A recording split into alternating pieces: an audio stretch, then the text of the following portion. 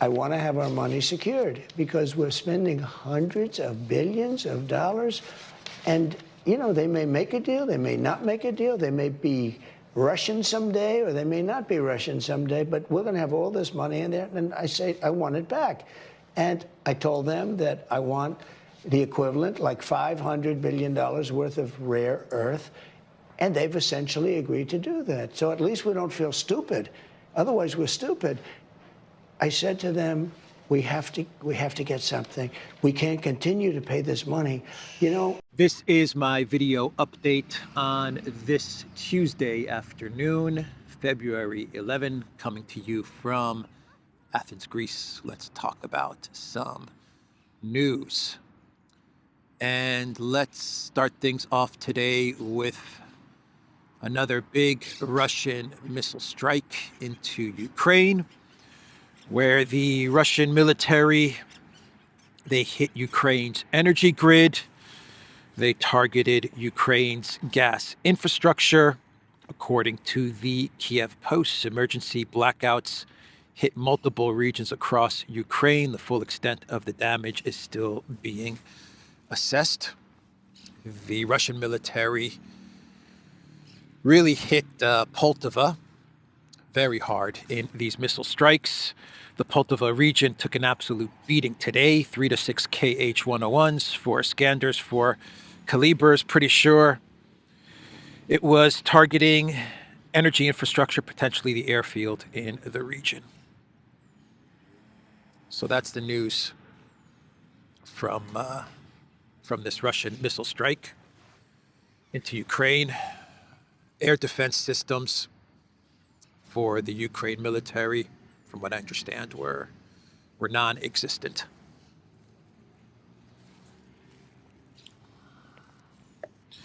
Lavrov said something interesting the other day.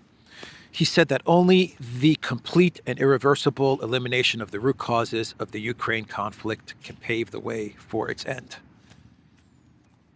Yeah, Lavrov is addressing the rumors of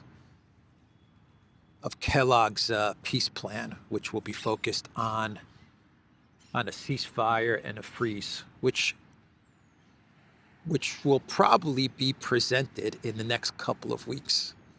I'll get to the Kellogg story in a bit, but Lavrov, once again, coming out with a statement. The Russians have given this statement 100 times, but here you have the foreign minister once again saying that what Russia is interested in is the elimination of the root causes of the Ukraine conflict. Not interested in a ceasefire, not interested in a freeze. They want a solution to not only Ukraine, but to NATO expansion and to the security architecture in Europe, which takes Russia's interests into consideration. How many times must the Russian government put out this statement? Amazing. So Trump, he was speaking to Bret Baier, Fox News, in an interview, and Trump said that Ukraine may one day become a part of Russia. U.S. President added that he warned Kiev that the U.S. can't continue to pay this money like it had previously done. Trump saying that Ukraine may one day be a part of Russia. He also said that it may one day not be a part of Russia. That's what Trump told Bret Baier. Let me give you the full quote from President Trump. They have tremendously valuable land in terms of rare earth, in terms of oil and gas. I want our money secured because we are spending hundreds of billions of dollars. They make a deal. They may not make a deal. They may make a deal. They may not make a deal. They may be Russian someday, or they may not be Russian someday. But we are going to have all this money in there, and I say I want it back. I told them that I want the equivalent, like $500 billion worth of rare earth. And they have essentially agreed to that. So at least we don't feel stupid. That is what Trump said in this Fox News interview. What a crazy statement from Trump, man. Oh my God. Oh my God. Here's a wild idea. Here's a wild thought. I'm not saying this is what has happened or what will happen, but this is just a crazy thought. What if Trump just takes the 300 billion in Russian frozen assets that's in Europe, that's in Euroclear? He tells the Europeans, I'm taking this 300 billion. There's nothing that the EU or the Europeans can really do to stop Trump. And he tells Putin and Russia, I'm taking this money. You guys can do whatever you're going to do. Look the other way as I take this money. And we're out of here. We're Audi 5000 from Project Ukraine. Can you imagine if something like that happened? I'm not saying this is what's going to happen. I'm not even saying that Trump has talked about this or floated this to the Russians or is even considering this. It's just a crazy thought that came into my head. A lot of crazy thoughts enter my head. But why not? Why not? You know? Possible, maybe. I give it like a 1% chance. I'll take the 300 billion, Ursula. Here's the deal, Ursula. I'm taking 300 billion. Elensky, I'm taking 300 billion. We're in for 500 billion. There's no rare earths. I don't believe any of that stuff. I was just BSing on the whole rare earth thing, just buying time. I'm going to take the 300 billion. We're out of here. Ursula, Stammer, you guys can handle Ukraine. You want it to take it. Russian President Putin, I know you're going to be a bit upset because this is your money, but look, we're going to take the 300 billion, do whatever you need to do in Ukraine, and we're out of here. That's not going to happen. That is not going to happen. Is it? I don't know. The way Trump's speaking, you know, he wants a deal. He wants money, man. He wants money. Yeah, he wants money. We're in for like 500 billion, he says. Is 300 billion okay? Yeah, I'll take 300 billion. Thank you. See you later, Project Ukraine. We're gone. Oh, what a crazy quote from Trump. They may be Russian someday, or they may not be Russian someday. But we are going to have all this money in there. And I say, I want it back. Well, where do you have the equivalent of 500 billion? Where is this 500 billion? Where is the equivalent of this 500 billion? We all know it's not in the rare earth. We all know that. Where is it? It's in Brussels. It's a Euroclear. It's Russian money.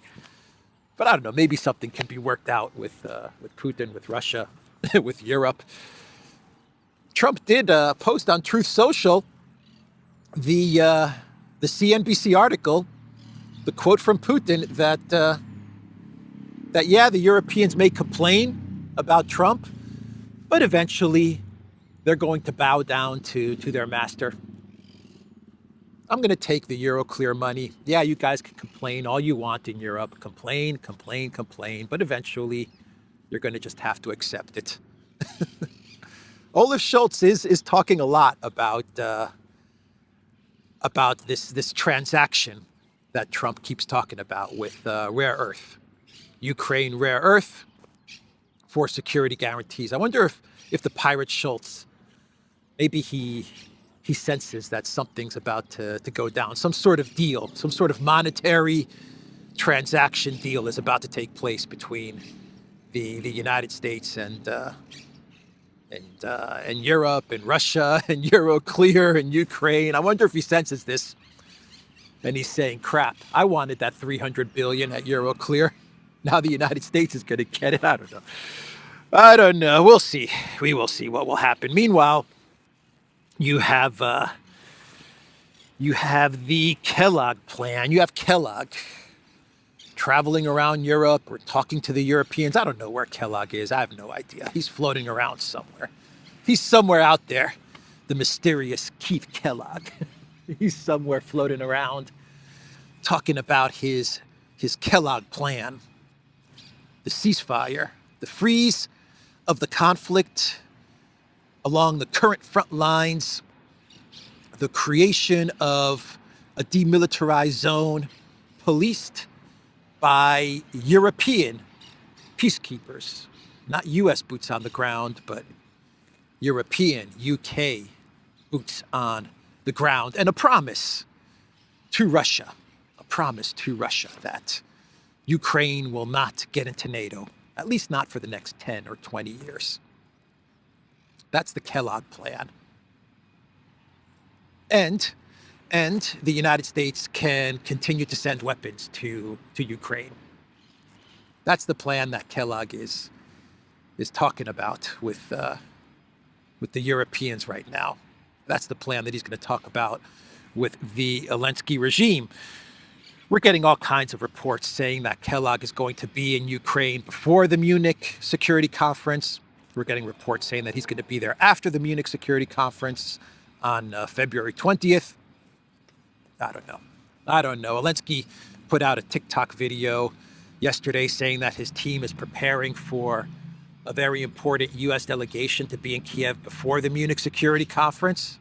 And this is going to be a critical, important meeting for Project Ukraine. That's what Elensky said. But we're getting reports which claim that Kellogg is now shopping around his ceasefire plan in Europe with NATO allies. He's getting their input on his ceasefire plan.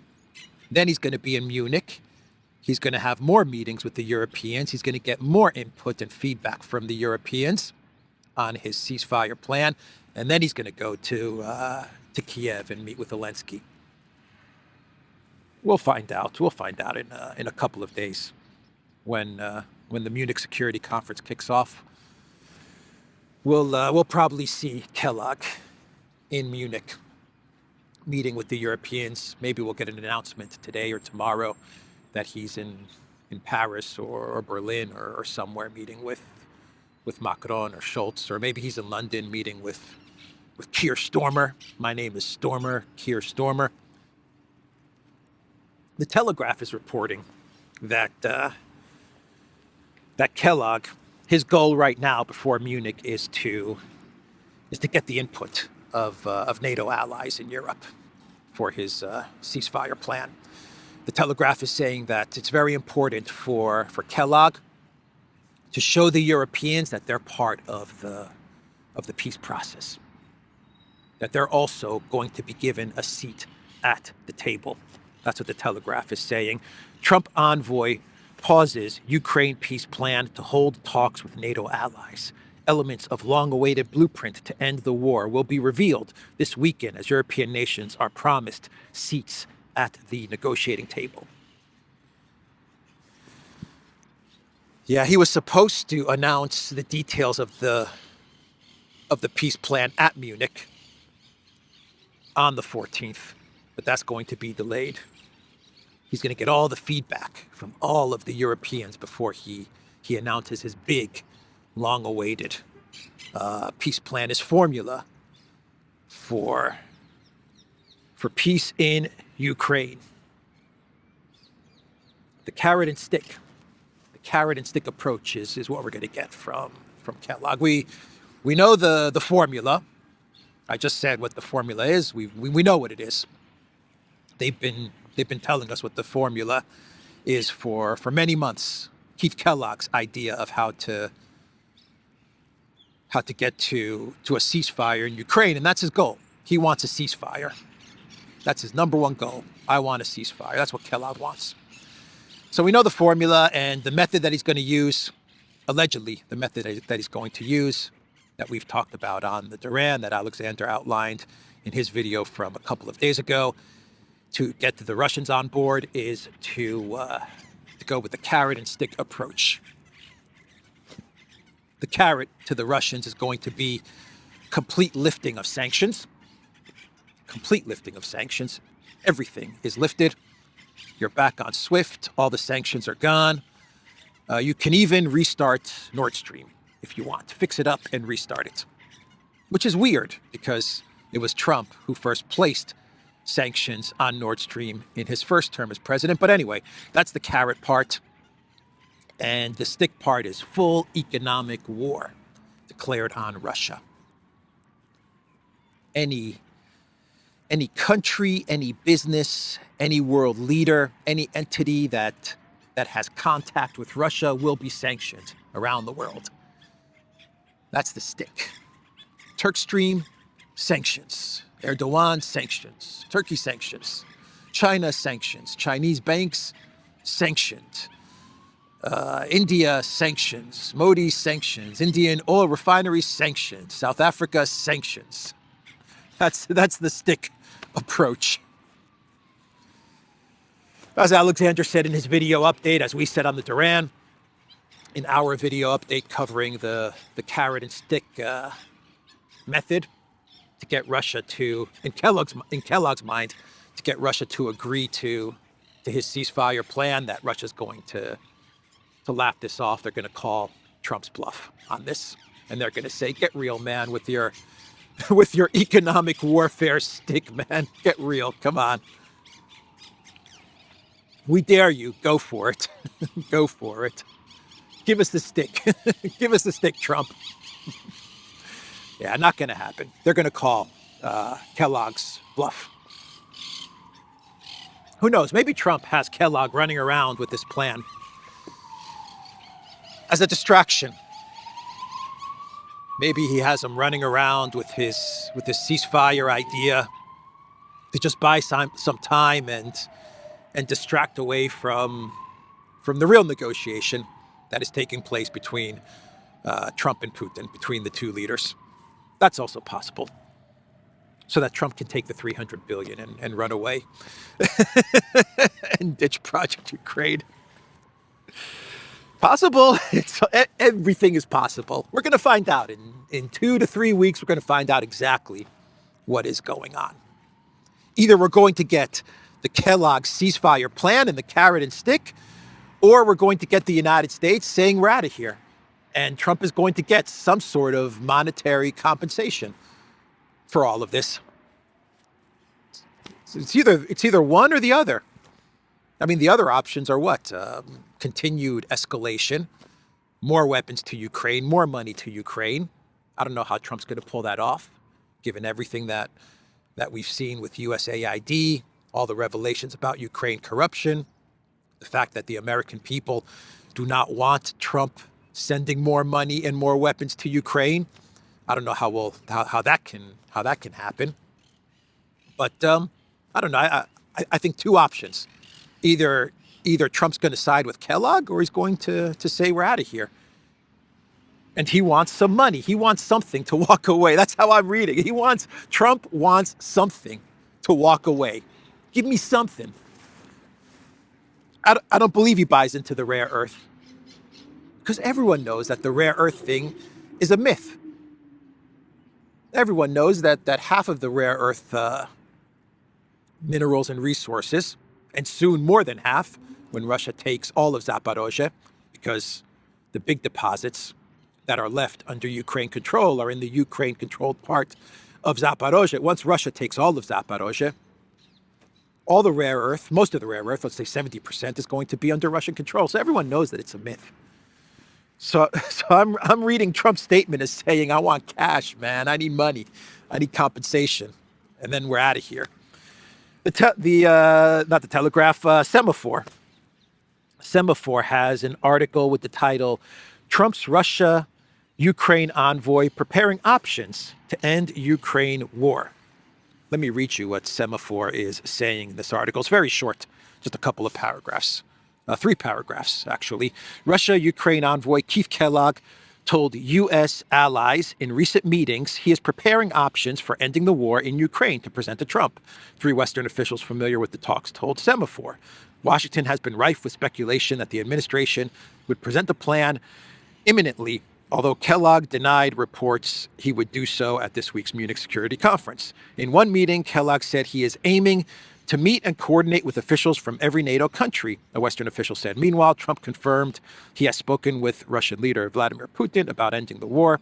Asked by the New York Post how many times he and Putin have talked, Trump replied, "I'd better not say." Kellogg's preparing options to present to Trump.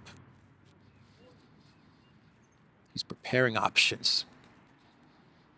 Something tells me that that Trump has Kellogg running around doing all of this legwork in order to keep him busy.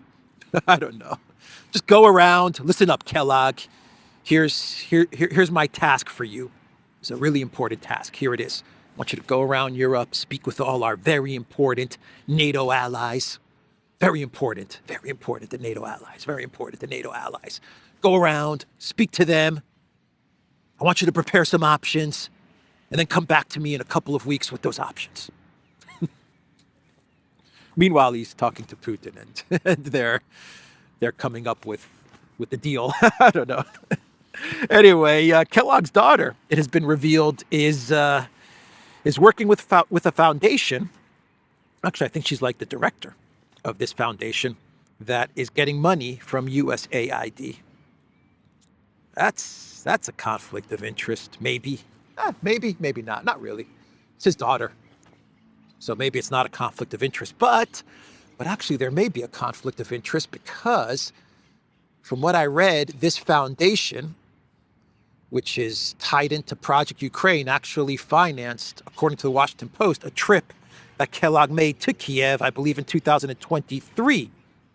Let me read you what's going on here. Foundation run by Keith Kellogg's daughter delivers aid to Ukraine, according to the Washington Post. According to the report, the R.T. Weatherman Foundation has been active in Ukraine since the very start of the conflict.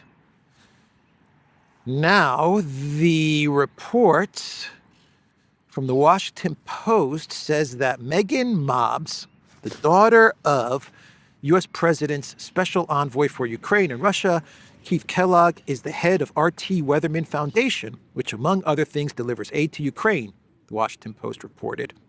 Its efforts include establishing and running a logistics hub on the Romania-Ukraine border and delivering more than 10,000 pallets of medicines, medical supplies, and other aid to over 70 aid organizations and hospitals in Ukraine.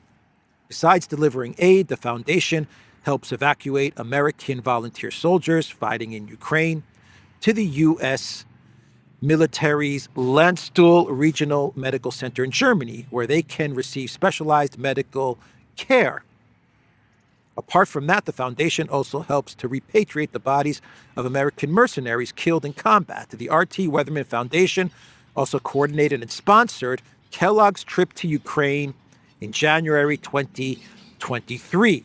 The newspaper went on to say that previously Megan Mobbs fumed on social media that the aid to Ukraine was slow-rolled by Biden's weak leadership.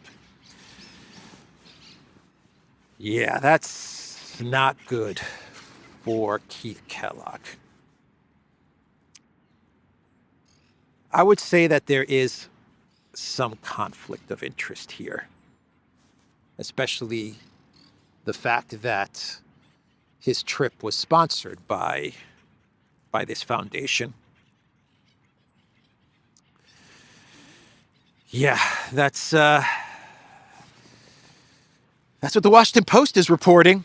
The Washington Post actually said in their report that all this information is a good thing because the way they framed it is that because Kellogg's daughter, his family, is so invested in Project Ukraine, keeping Project Ukraine going, that means that Kellogg is going to be invested in keeping Project Ukraine going. That's how the Washington Post framed it.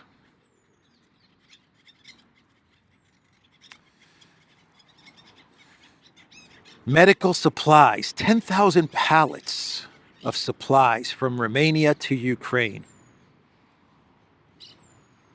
It also helped evacuate American volunteer soldiers fighting in Ukraine to the U.S.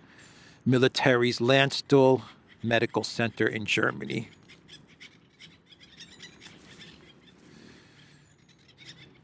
This doesn't sound very good. Does not sound good at all. All right, that's the Washington Post. That's what they reported. Let's move on. Let's move on. Was this funded by USAID or not? I don't see anywhere where it says this was funded by USAID, so that may be a mistake. Maybe this was just the Washington Post's investigation.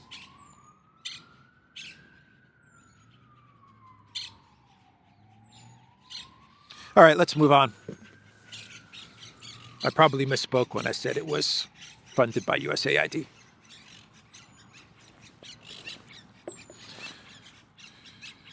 Trump and what he said about the Middle East, what he said about Gaza. Boy, Trump. He's doubling down on his comments about Gaza. Trump threatens to let hell break out in Gaza. Israel and Hamas have accused each other of ceasefire violations amid a U.S. ultimatum. From the New York Times, Trump says he could cut aid to Jordan and Egypt over Gaza development plan. The president turned up the pressure on the two nations to agree to his plan for them to house the Palestinian population of Gaza, and said the Palestinians would not have the right to return to the territory. So Trump, he said, where to begin? Trump said that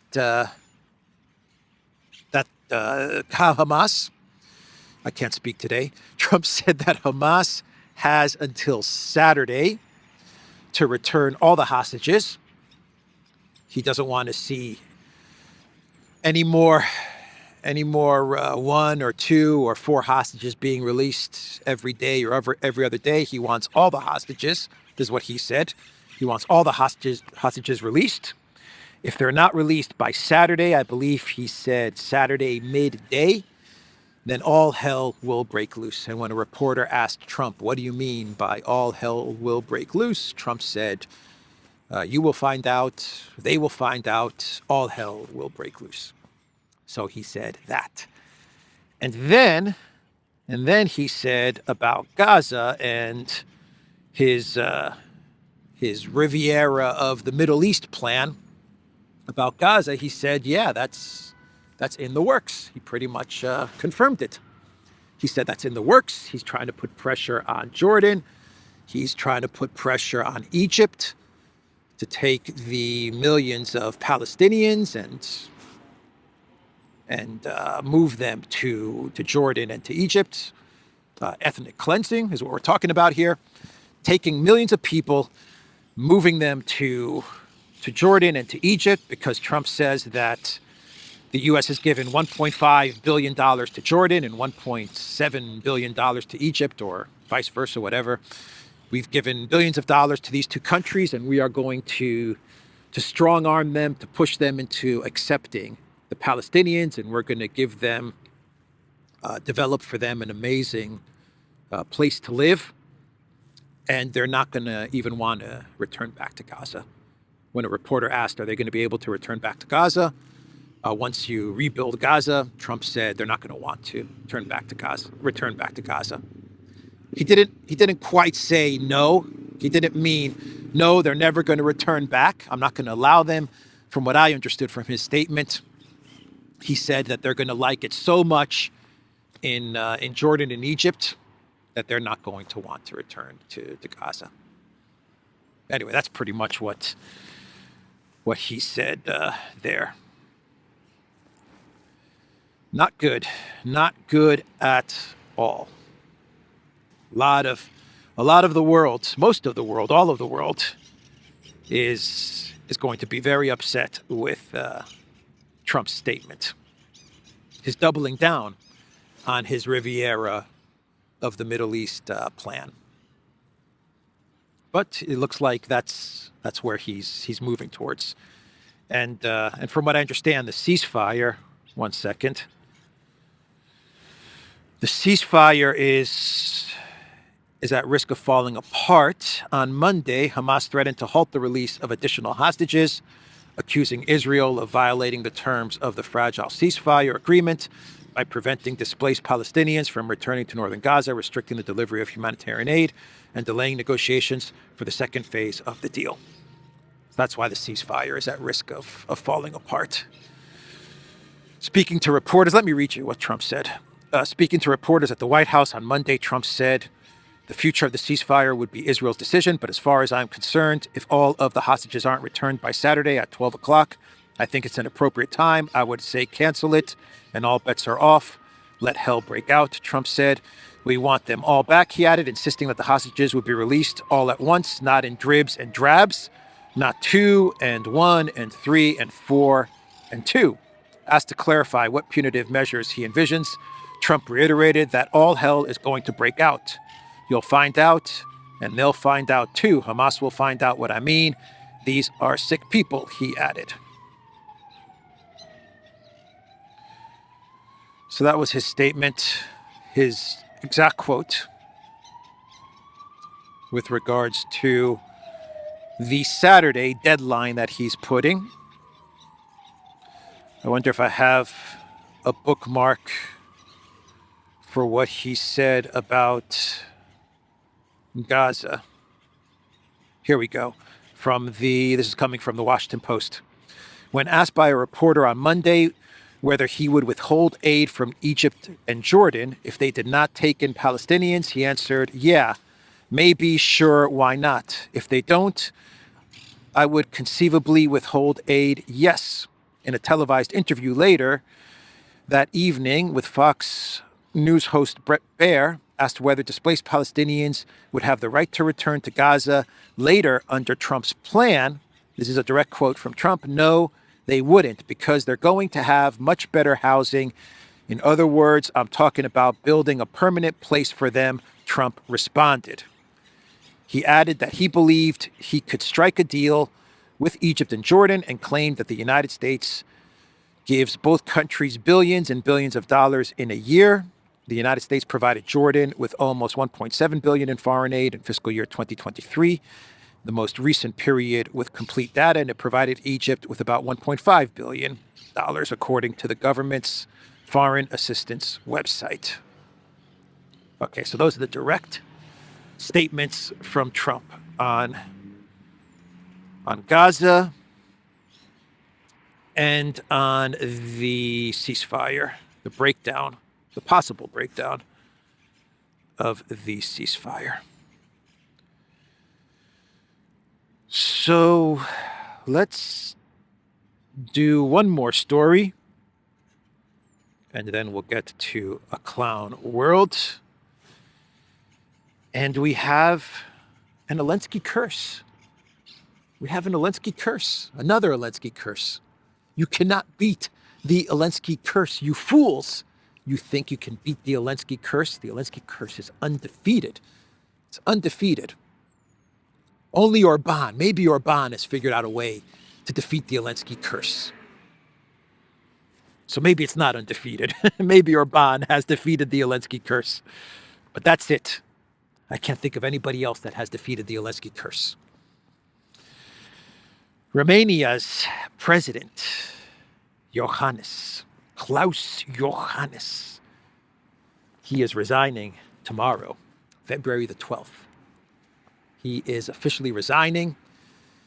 He's remained as president, even though he should not have remained as president when the elections were canceled, because a candidate that the EU globalists did not want to win was about to win. That candidate is Georgescu. He was going to win the second round of the elections. He was polling at about 65% or 68% as Romania was heading into the second round. This was, when was this? December of 2024. And so they canceled the elections, and they said it was canceled because of Chinese TikTok meddling by the Russians. So stupid, man. People that actually believed that, my God, my God, if you actually believed that. Boy, oh boy. Oh, man. So anyway, that's the excuse that they went with about the dumbest, most ridiculous excuse that they could come up with. But they said elections are canceled because of the TikTok interference. So dumb, man. So freaking dumb. But they canceled elections. And Iohannis decided to stay on as president. He said, I'm going to remain as president. And there was a no confidence vote that was being prepared. And because the no confidence vote would have most likely said that Iohannis has to exit, he has to leave, he decided, you know what? I'm just going to resign. And so that's what he did. That's pretty much a summary of what is going on. And so tomorrow he is president of Romania no more. They're going to have a caretaker president step in until we get the elections. I don't even know what's going on with the elections. Has that been resolved? Are we going to get elections in Romania? Is Georgescu going to be allowed to run? I have no clue. I have no clue what the deal is. But Iohannis, as of tomorrow, is gone. A man who absolutely had contact with Elensky, who shook Elensky's hand many times. I believe he did make one trip, maybe multiple trips to Kiev, where the Elensky curse is strongest. And he has now been Elensky cursed. Iohannis, in his statement, actually made it out as if he was doing Romania a favor by resigning tomorrow. He said, and I quote, "Today the Romanian parliament has launched the procedure to remove the president from office," he said, calling this démarche unjustified. "In a few days, the Romanian parliament will vote on my resignation, and Romania will be in a state of turmoil because a referendum on the resignation of the president will commence." Iohannis foresees a division in Romanian society, while no foreign nation will understand why this step is being taken if preparations for the presidential election are already underway. In fact, everyone will mock us, he said. To save Romania and Romanian citizens from this crisis, from such a pointless and detrimental course of events, I am resigning as president, he said. I will vacate my position the day after tomorrow on February 12th. You see, everyone in Romania? Klaus Iohannis is doing you a favor. What a patriot. What a patriot, that Iohannis, huh? So that people do not mock Romania, so that they don't mock Romania, he is going to resign as president. Because the rest of the world will not understand why there's going to be a vote in parliament about the status of Iohannis since the cancellation of elections. They're going to mock us, he says.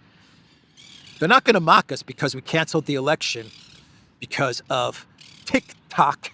That's not what they're going to mock us about. They're going to mock us because of the vote that's going to take place in Parliament to get me to not be president anymore, to step down as president. That's what they're going to mock us about. The TikTok stuff, no one's mocking us about that, according to Iohannis. Oh, boy. Ursula von der Leyen, she put out a post on X saying, I deeply regret the U.S. decision to impose tariffs on European steel and aluminum exports. The EU will act to safeguard its economic interests. Yeah, whatever, Ursula. Whatever Trump is going to tell you to do, you're going to do. Just buy more U.S. LNG, Ursula. Isn't that what you told us? You're going to solve everything by buying more U.S. LNG. That's what Ursula said. All our problems with Trump will be solved. What do you think, Mr. Pigeon? Athens Pigeon? Will all of the EU's problems with Trump be solved if the EU just buys U.S. LNG? See, the pigeons know what's going on. They heard Ursula. That's what she said. We're going to buy U.S. LNG and Trump's going to love it. And now she's saying 25% tariffs on steel and aluminum for everybody, the entire world. That's what Trump announced. And the EU is going to fight back, according to Ursula. Whatever. I don't believe it. They don't believe it. No one believes it. Whatever Trump tells Ursula to do, she is going to do. She's going to do it with a smile. That's right. You're going to buy LNG from us? She's going to say, okay, Mr. Trump, whatever you say, whatever you want. You're going to pay 25% tariffs? Okay, Mr. Trump, 25% tariffs.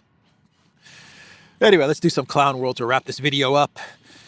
Oh boy, Boris Johnson put out another video. Oh my God, Boris Johnson. In this video that he put up, this little Instagram, TikTok video that he likes to make every now and then, he said that support for Ukraine must continue. And he also said that Ukraine must get into NATO and it must get into the European Union. And then he brought up Kursk as well. He said that Ukraine is on the attack in Kursk. It's an incredible thing that after 3 years of conflict, those heroic Ukrainians are still pushing the Russians back, actually attacking in the Kursk salient, and they will never stop fighting for the independence of their country and for their freedom. And we've got to keep helping them to succeed. The most important thing we can do is not just give them the money, the weapons that they need, but make it completely clear to Vladimir Putin that Ukraine is joining the Western Club of Nations and is never again going to be part of his empire. That means the EU, it means NATO.